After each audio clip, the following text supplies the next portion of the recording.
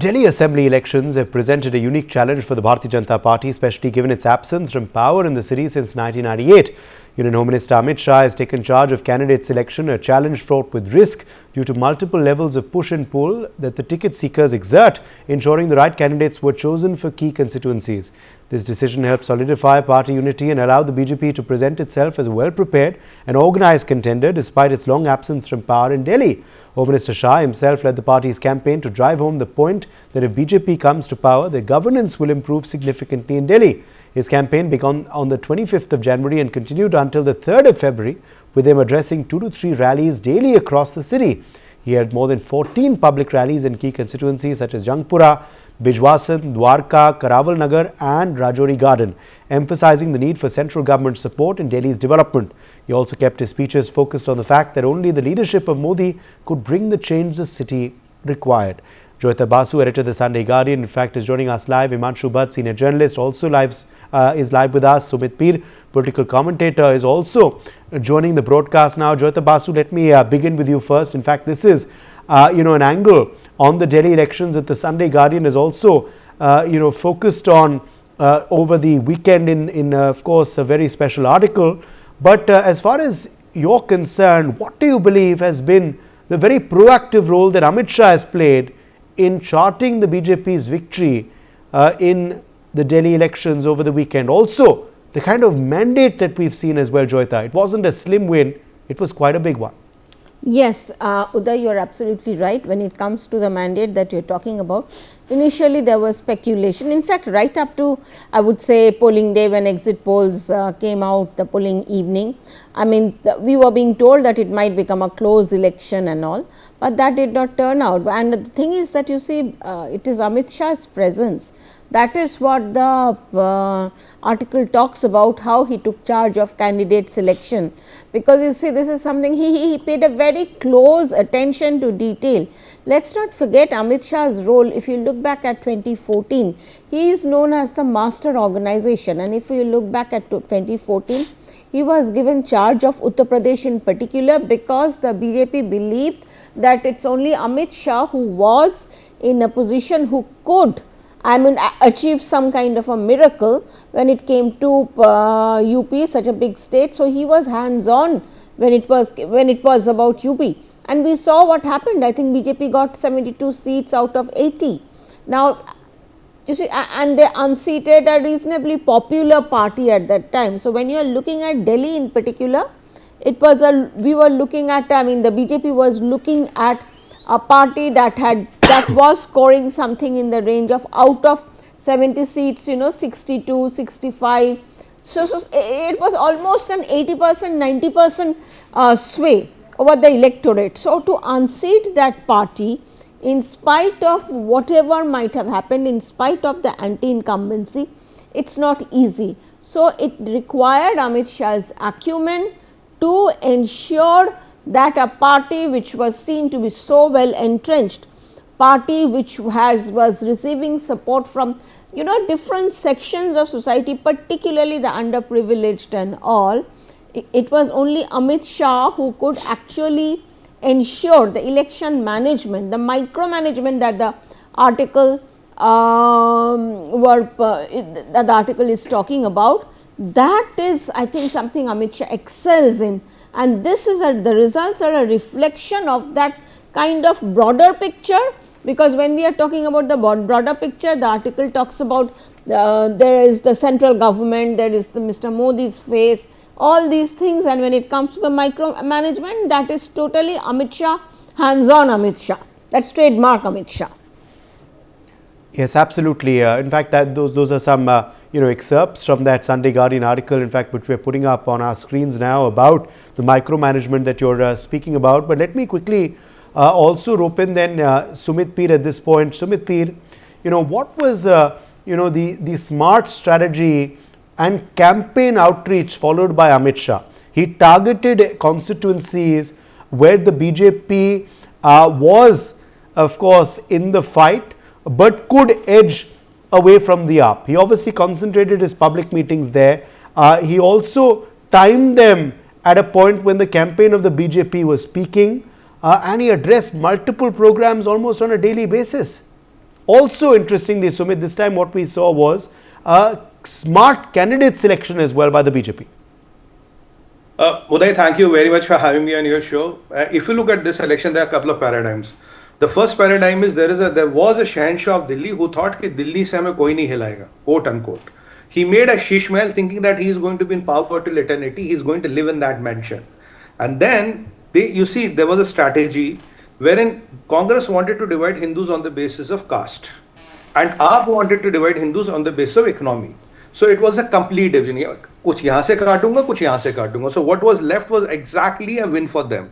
And then you had this aura of Kejriwal who self-proclaimed Imandar, and all my people are Imandar, and the best part of it was I don't know who was his image consultant. Look at that 5 rupee Renault pen, oversized blue shirt, floater, oversized trouser, but living in a 45 crore mansion, having a shit pot of 10 lakh rupees. Right? With these kind of things happening, it was difficult to disrupt the aura of that man who will always who will go to any extent, who will even tell you that the Haryana government has put poison in Yamuna. They are going to kill 1/3 of Delhi. You are up against a opponent who doesn't play by any logic, who doesn't play by anything. He will go to any extent to dismantle you, and his drama skills are better than, I would say, Amitabh Bachchan or Rajnikant as on day. So then when you have to make a strategy within that, then you have 4 factions of BJP within Delhi. I know there are different 4 camps. Then you have Outer Delhi as a camp. Then you have a lot of villages which surround Delhi. And then you have 35 castes. Now, if you put this puzzle in front of anybody and you see, here is your time, here is your challenge, and the double engine Sarkar, which can deliver under Modi ji is now, because Modi ji has good 5 years and Delhi has good 5 years. This is the time to revamp the Delhi, and this is the time to get rid of a jinx which is there for last 3 decades almost. So this man on the job is Mr. Amit Shah, from addressing those village committees, for targeting campaigns, for getting heavyweights to campaign, for getting all new faces wherein they had doubts, for putting a lot of sting, the people who are given earlier tickets on rest. So either you put a powerful face like a Dushyant Gautam, like Ashish Sood, or you put an entirely new face. Then you get the caste equations right. Then you do the campaigning, and somehow you are able to send that message only under Modi ji. This double engine Sarkar will revamp the Delhi, and Delhi will get what it is due for 30 years, because a message was very clearly sent. Look, Delhi has been behind. And with that, the master stroke was, look, whatever Kejriwal gave you, I'm not going to take away anything. Over and above that, I'm going to give you this and this and this. The challenge with Kejriwal was he ran out of options, because it's a Modi ki guarantee versus a Kejriwal ki guarantee. One is gold and one is not even petal. So people obviously will go Modi ki guarantee, that is for sure. Now, getting it all right, and you had a lot of friction on the ground, because these are people of the party, they will go to any extent to dismantle you. They will go to any extent to put personal allegations. I mean, any extent they can go on to. And remember, these people had very deep roots. And let's not forget, Udayji, Pannu made an allegation he had paid money to Kejriwal. I don't know true or untrue, but Pannu said that. And there is a deep state connection. And there are so many connections, there are so many vested interests which are working to keep the person into the Delhi, because you don't want Delhi to grow. You want Delhi one day to be brought to a standstill. You want a person who can bring Delhi to a grinding halt, and make it a national aim. With these situations, you come, you manage, you get all the pieces of the puzzle right, and in last 7 days of campaign, get the message out, manage the party, manage the expectations, manage the candidates, manage the electorate, do the macro management, put everything in right, and that at the end of the day with a very simple message. Delhi ko badalna hai, to Modi ko lana padega. With that kind of a campaign, I think it all worked around. So it's not only selection of candidates or meeting, it was a 360-degree approach that you have to win a battle which you have been losing for 3 decades. It was not easy, but he made it possible.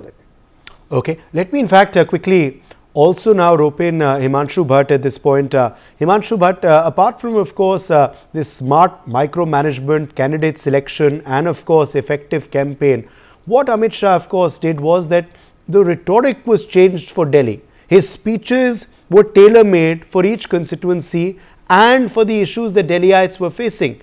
Just take us through, the addresses by Amit Shah, the campaign speeches made by him, and the messaging of it all as well.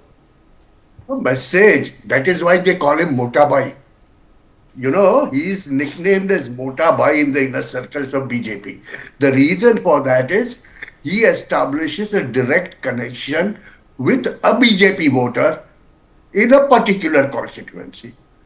So you go to Rohini, he will establish a connection there. You go to Gramin Delhi, he will establish a connection there. You will go to Navi Delhi, he will establish that connection there. The reason for that is, I'll tell you, despite all these things, Joyita and what Sumit said, all these things are true. But what's happened, people don't seem to understand.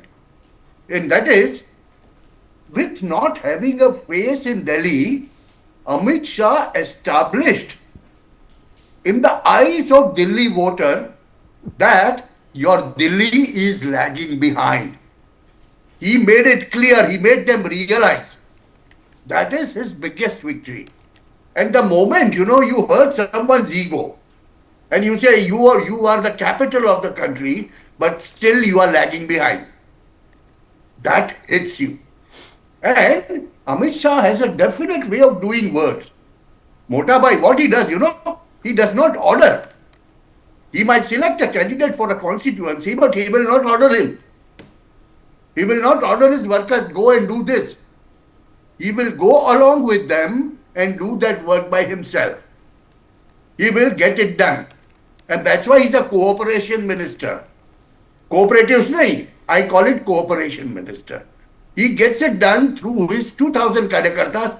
You will find Amit Shah standing in that queue as 2001st. Those 2001 karyakartas will go and do a work in a particular constituency. And that is what makes a difference. When you don't have a face, and especially when you have a maverick, I'm using the word maverick this in a different sense, like Arvind Kejriwal, who has the habit and the ability to change his color every day morning, you need someone who is stronger than him. And by linking directly a local candidate of Delhi Vidhan Sabha with the Home Ministry or a PMO, what Amit Shah did was, he established that personal rapport, made Delhiite realize that you are the capital and now behave like a capital. And that is what, that ego, I'll put it very, very clearly, bluntly. If you see Delhi lagging from last 25 years, how come is it? Because Delhiite had not realized their own potential. They needed a jolt like, someone coming and slapping them on their face as a bigger brother and telling them, what are you doing? You are the capital, you are my face, and you are giving me a loss of face. And we saw Shaheen Bagh happening. We saw when Donald Trump came, the way Delhi behaved.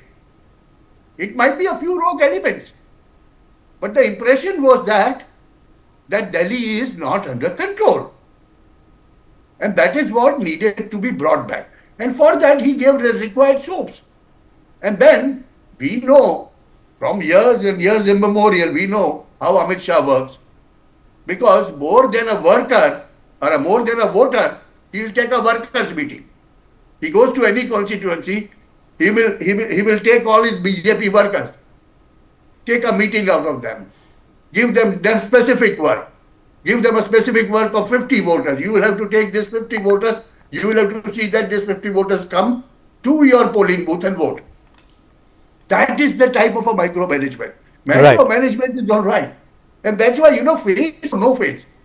The election became a direct face fight with Narendra Bhai Modi versus Arvind Kejriwal.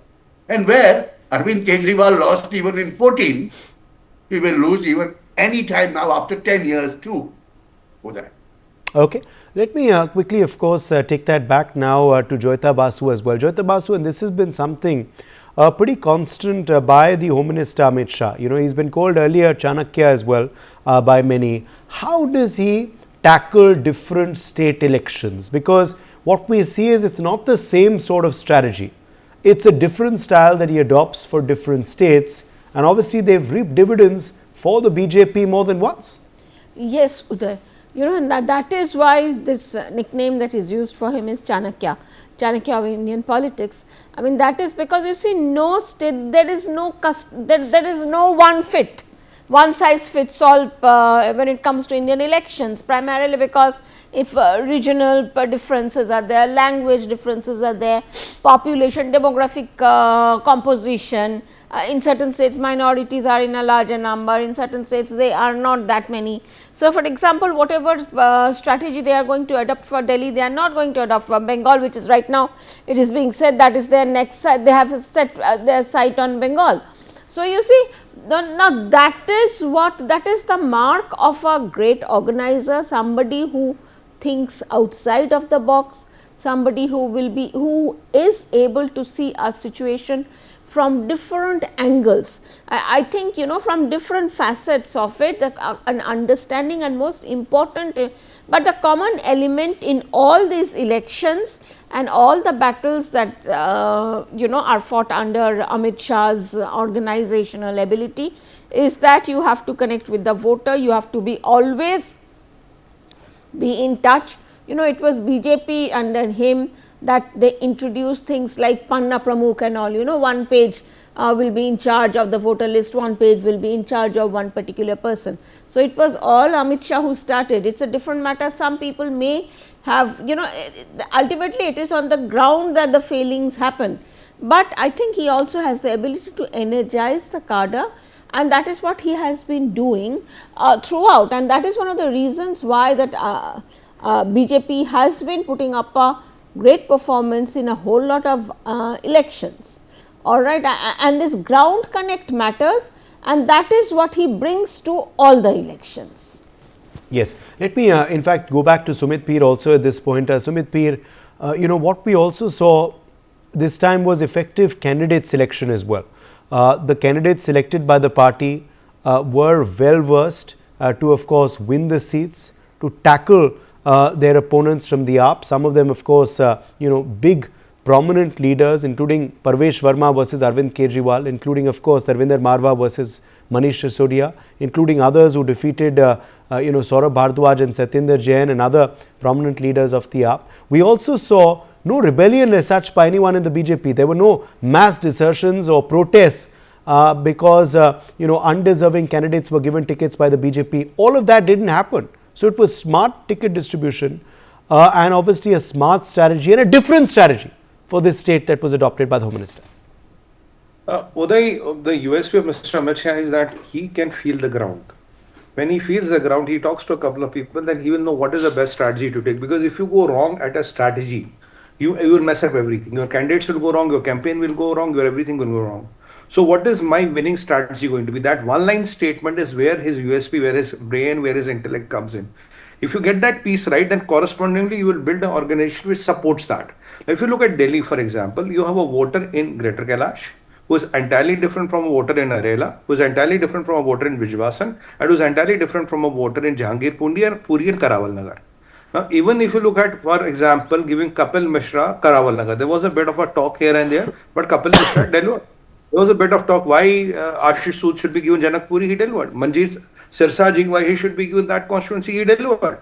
So again, using the right candidate for the right constituency and knowing ki hawa kahan hai, what do the people want and who has the winnability. And what was very smart, you look at Mr. Dushyant Gautam, National General Secretary, and he is given to contest a MLA ka chunav. But again, he delivered the seat for you. So now, if you have a Dushyant Gautam contesting a MLA election and winning, it is also setting a precedence that, this is how you have to deliver. And I'm very happy for Ashish Sood, Kapil Mishra and others who have really done a fantastic work. Look, Manish Sisodia had to run away from Patpatganj, he went to Jangpura, but Jangpura mein bhi jang haar gaya. So that is what happened to him. Even after Aam Aadmi Party people trying to switch their constituencies and go there, he lost it. And this Kejriwal, who was considered a giant killer, when once Kejriwal went to Varanasi to defeat Prime Minister Modi, now he is defeated in his backyard. Janakpuri, Varanasi to dur ki baat hai, he is defeated in his backyard. That is how you dismantle the aura of the people. Doesn't Kejriwal say, hum to Delhi ke baadshah, hame kaun hilayega Delhi se? I mean, these people thought Delhi is their fiefdom, Jagir hai. They have inherited Delhi. That is their approach was. Delhi model, Delhi model, Delhi model, Delhi model. And with such an opponent, this opponent is crazy, Uday, because he can go to any extent. He can use any kind of drama, optics and whatever to make you go on your backseat. That is what the USP of this But that is what the danger about this Aam Aadmi want. But admits all that, getting the things right, getting the organization right, getting the campaign right, and then his choosing of the constituencies where he will contest. And there's one more credit which goes to him. Grameen Delhi or Outer Delhi, what we call, where traditionally Sahib Singh Verma was his stronghold and which is Pravesh's stronghold. He asked Pravesh not to contest from there, but come to Greater Kailash, South Delhi, proper South Delhi. And there he went, he did all the meetings with all the villagers, and there were 35 castes of these, people who are involved there, understood their issues, came up with the things what helps them. So rather than banking on the candidate's face and hold of the constituency, you took a big gamble. You moved Pravesh Verma to contest Kejriwal, which elevated Pravesh's role and stature for sure. And in that part of the Delhi where Pravesh was bound to be strong, you had a person like Mr. Gehlot contesting Bijwasan and all. So these are big risks and gambles to take. But all the risks and gambles went right because the strategy was right, the calculation was right, and the connect was right. And somehow people trusted what Amit Shah will say and deliver, will talk, it will fructify on the ground. So he has that, he has that Vishwas from the Prime Minister Modi. And that is what he told. And Himanshu Bhai made a very important point, which I must reiterate.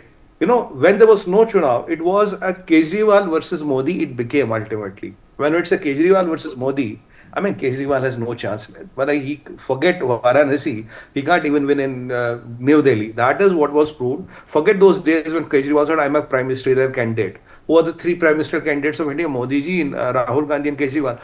Gone are those days. He has dismantled Kejriwal completely. He has dismantled his aura, personality, and even AAP doesn't hold a chance because it's around one man whose aura is dismantled. And look at the plethora of cases which are pending against Mr. Kejriwal.